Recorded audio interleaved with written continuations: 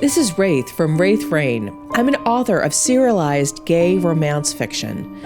Every week on this podcast, I'll be reading a chapter from one of my gay fantasy shifter serials called Dragon's Reign. I'll explain at the break how you can find out more about this story and others I write.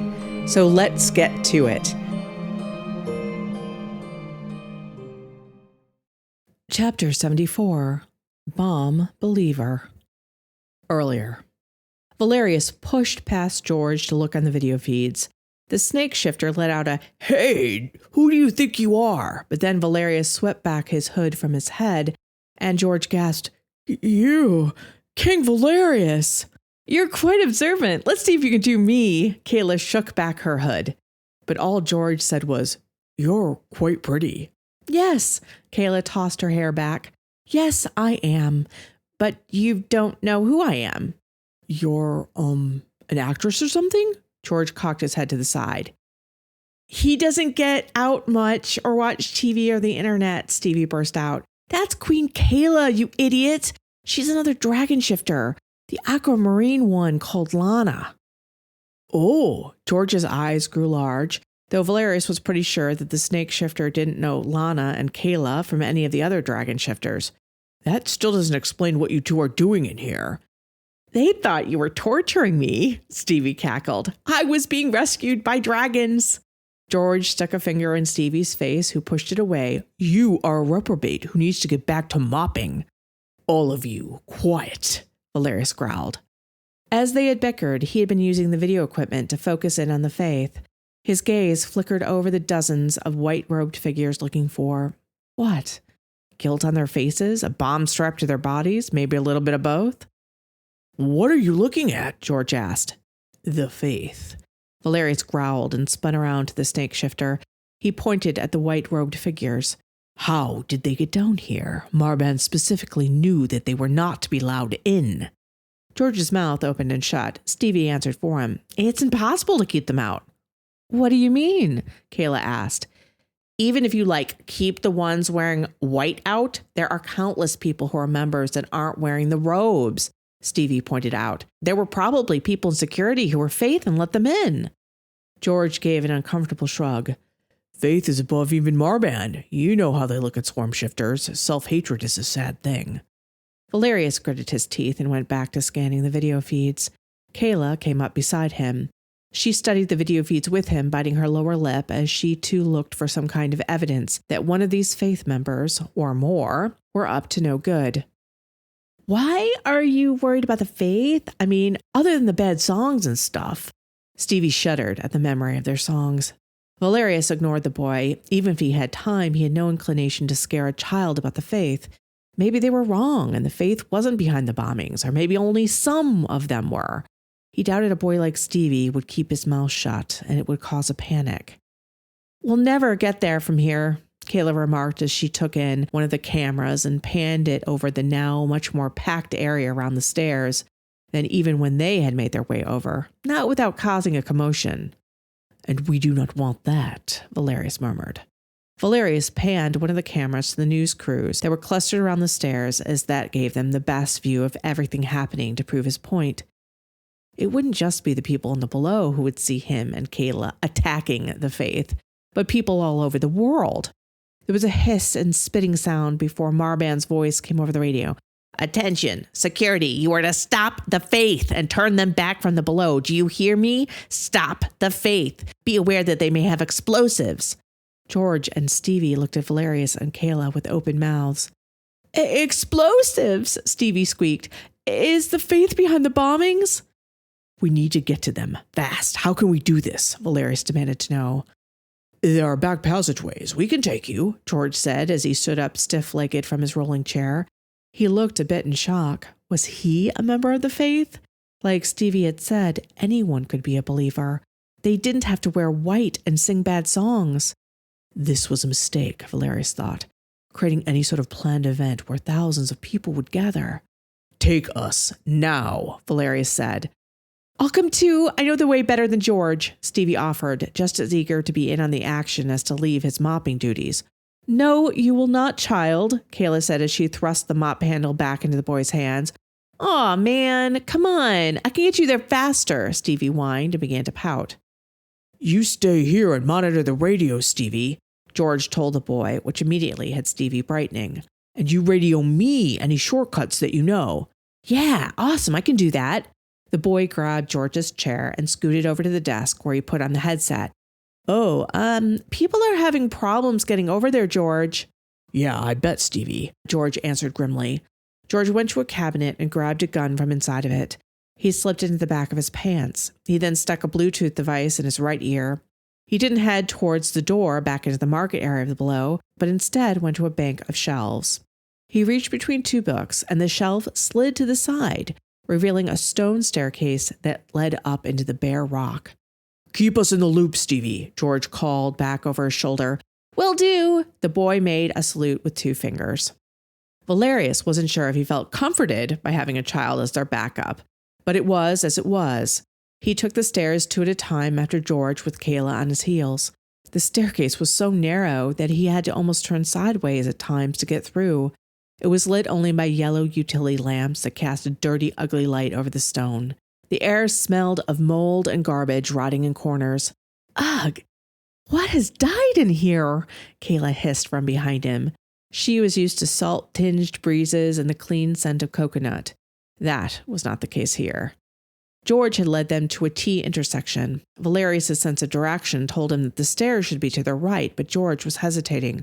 What's wrong? Shouldn't we go to the right? Valerius asked him. One of these tunnels has collapsed, George answered. I'm not sure if it is this one or the level above this one. Should we have brought the boy? Kayla's right eyebrow rose. Contact Stevie if you do not know, Valerius cried, feeling time ticking down. George pressed a finger against the Bluetooth device in his ear. Even before he had a chance to say anything, even Valerius could hear Stevie's voice rising off the device. George! Iolaire flew over to the stairs! What? Valerius' eyes widened in alarm. Iolaire must have seen them coming in, Kayla guessed. Well, if one of them has a bomb on them, Iolaire will deal with it. How? By cuddling them? Valerius hissed. He knew that was unfair. Iolaire was, of course, capable of violence. Every dragon was. But both Iolaire and Caden were not killers, and violence of any kind was not natural to them. Bah! Iolaire is no lightweight. They will take action to help others, Kayla said with a dismissive wave of her hand. I do not want them to have to do anything like that, Valerius hissed. Kayla's eyebrows rose. Oh, well, I see then.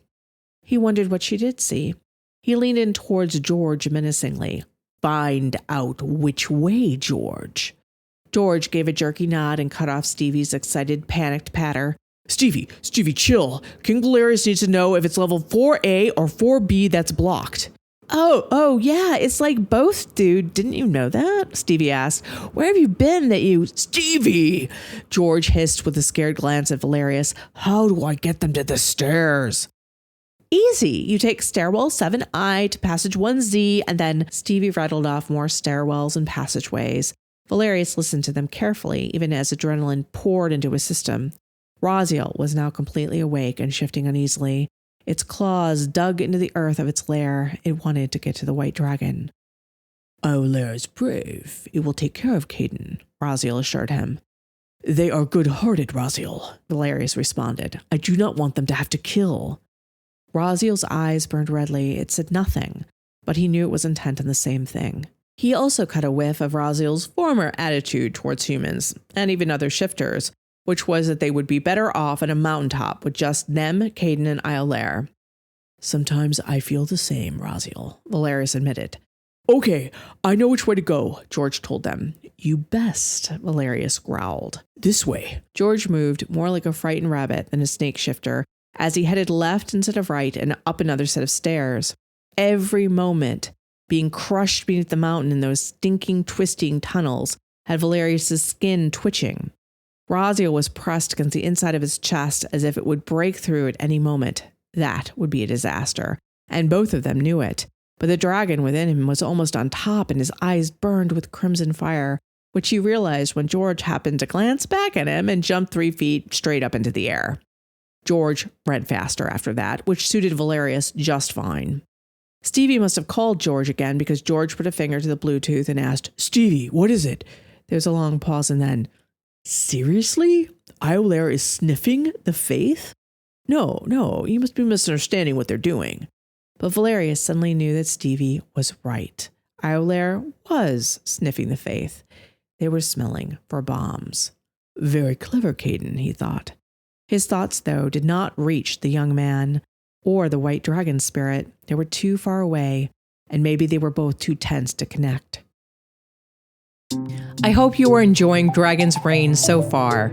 I've been talking a lot about the membership site I have, but I also do publish individual books under the pen name Ex Aritare, which have the same type of adventurous plot, magic around every corner, and happily ever afters as Dragon's Reign. I have a trilogy, for example, called Cursed, which is a gay, modern retelling of Beauty and the Beast with a tiger shifter. In Cursed, Nick Fairfax vows to do whatever Lord Bane Dunsany desires for 1 year. In exchange, Nick's family gets a chance to regain their fortune. Is this the worst mistake of Nick's life? Or will it lead to a love found only in fairy tales? A link to the Cursed series is in the description down below. How far? Valerius barked. Another fearful glance was sent back towards him. Not far, just down this hallway, and then there's a door, and you're there, and... The rest of George's words were lost as Valerius surged forward with Kayla keeping up with him. He raced until he reached the metal and wood-bound door. If he had kept up at that speed, he would have burst through the door as if it were made of paper instead of inches of solid wood and metal. But he slowed his forward momentum. He reached for the handle. The door may have been locked. It probably was, but he wrenched it open. There was a scream of metal, but it was overshadowed by the singing. The Faith were singing loudly about the white dragon. Valerius pulled up his hood and gestured for Kayla to do the same. They might have to reveal themselves, but maybe they could somehow keep this under wraps. He stuck his head out of the door. The door was situated at the base of the last set of stairs. There was a platform that was about 100 feet long and as wide, before there were a few more steps into the huge market area. They were about 20 feet behind the lines of dozens of the members of the faith, all lined up with Iolaire's head leaning towards them. In fact, Iolaire was being hugged very fiercely by one of the faith. Iolaire's eyes were closed and it looked so happy. For a moment, Valerius wondered if he had misunderstood the sniffing that Stevie had been talking about. But then the faith member's hood fell back and she turned her head. Her profile explained everything. Caden's mother. The one beside her, Raziel murmured. I smell. Valerius? Caden's voice blasted in his mind. Valerius's gaze shot up to Iolaire's head. The white dragon's gaze was fixed upon him, and there was panic in those huge eyes. Caden. Mom! My mom! Beside her! Caden cried, his ability to communicate overwhelmed by fear for his mother. Valerius's gaze snapped to the person that Raziel had indicated something seemed off about. His heart stutter-stopped in his chest. There was something in the person's right hand. They had curled their hand around what looked like a pen with a button on the end. There looked to be a cord connected to the bottom of this pen-like object that snaked underneath the person's sleeve and was attached to something hidden beneath the voluminous robes. In less than a second, Valerius knew that there were only so many ways this could go, and if they picked the wrong way to stop it, then a lot of people were going to die, potentially Caden's mother among them. If that was a handheld detonator, all the person needed to do was push the button on the top, an act that would take a second. They would blow up right there and then. Caden could grab his mother and protect her from the blast, but that would mean others would die. Such an act would save Caden's mother, but would wound the young man for the lives lost. He would not be able to forgive himself. Valerius and Kayla could run out there and each of them take an arm. They could break the person's fingers and stop them from pressing the button, if they could get to them before they noticed. But the trigger in the person's right hand might not be the only one. Perhaps there was a co-conspirator with them, watching, who could set the bomb off, or maybe there was a timer that would go off eventually anyways, well before bomb squad could get there. There was only one way that Valerius saw this working. Caden would have to grab the person and fly them out through the gash. Valerius and Kayla's dragons were too big to fit. Only Iolaire could get through. They would fly the person away from any other people, and the bomb could be dealt with that way. If they exploded themselves, neither Caden nor Iolaire would be hurt, not physically anyways. It is the only way, Raziel growled. Who is doing this? Who is making these foolish people kill themselves? I do not know, but we will find out, Valerius promised the black dragon spirit. What if they're not the only one? Kayla whispered fiercely. Why send one when you can send 2 or 10 and not have them be wearing white and sing? They stand out. She was right. Truthfully, smuggling explosives into the below before the event would have been easier. This person was the only one they'd found, but there could be others mixed in the crowd. Valerius grunted. But we can only see one bomber if either of us starts to look for others. They might see and detonate the bomb? Kayla nodded. Perhaps Iolaire can cut off the bomb? It is likely in a vest or... No, we cannot chance it detonating. Iolaire must get them out of here. Then you and I can start looking for others involved in this, Valerius said, though he knew that it was likely the others, if there were others, would simply detonate themselves. There's no other choice, Valerius thought. Already they are getting suspicious as Caden isn't sniffing anyone any longer. Indeed, the reporters nearest them started to know that Iolaire was now seemingly as frozen as the ice they'd created on the steps. A male reporter nervously remarked to his petite female counterpart, What do you suppose Iolaire is thinking, Janet? I would swear that it looks afraid or alarmed. You're right, Roger. The evident motion shown by Iolaire with that last member of the faith has been replaced. I wonder what's wrong. The believer with the bomb was twitching and looking about surreptitiously. Valerius saw their feet shifting. They were afraid the gig was up. They would race towards the crowd any minute now and end their lives with as many others as they could in the hopes that spirits would join with the humans. No matter that he wanted to shield Caden, he couldn't. Just like in everything else, he thought. Valerius, what do we do? They're getting suspicious. Caden's voice was high and tight. Valerius breathed in deeply. Caden, you and Iolaire need to snatch the bomber up as fast as you can. Then you need to fly them out of the below to the open fields far beyond reach. I'll have a bomb squad meet you out there. They'll detonate before then. The horror in Caden's voice was unmistakable. But before Valerius had to say some meaningless, soothing words, Caden said himself, I understand. The only thing that matters is they don't detonate near anyone else. Exactly. Move as fast as you can, Valerius told him. It won't hurt you or Iolaire if they detonate. I know. I'm not worried about that, Caden told him. Brave boy. Now, do it, Caden, Valerius told him. There was no hesitation. Iolaire's massive right-clawed forelimb shot out and snatched the person with the bomb around the middle. Their arms were pinned to their sides, but that didn't mean they couldn't press that trigger. The only hope was that they dropped the detonator. Then in one fluid movement, Iolaire flexed its legs, was up in the air. The crowd let out confused cries as Iolaire streaked from the below and was free of the mountain. Valerius let out a breath of relief. They hadn't detonated inside. Maybe Caden really could keep them from doing so until he got the bomb squad out there. Valerius turned to George. Call Captain Simi of the Claw. Tell him to get the bomb squad out to Iolaire. Do you understand? George was just beginning to nod when Kayla grabbed his arm. He swung around and realized that there was another member of the faith who had a detonator in their hand. They were frantically pressing it, but nothing was happening. A few white-robed members of the faith were pointing and crying out at them, not clear what they were doing or why, but knowing it was bad. The bomb was not going off, though. Something had gone wrong, thankfully wrong.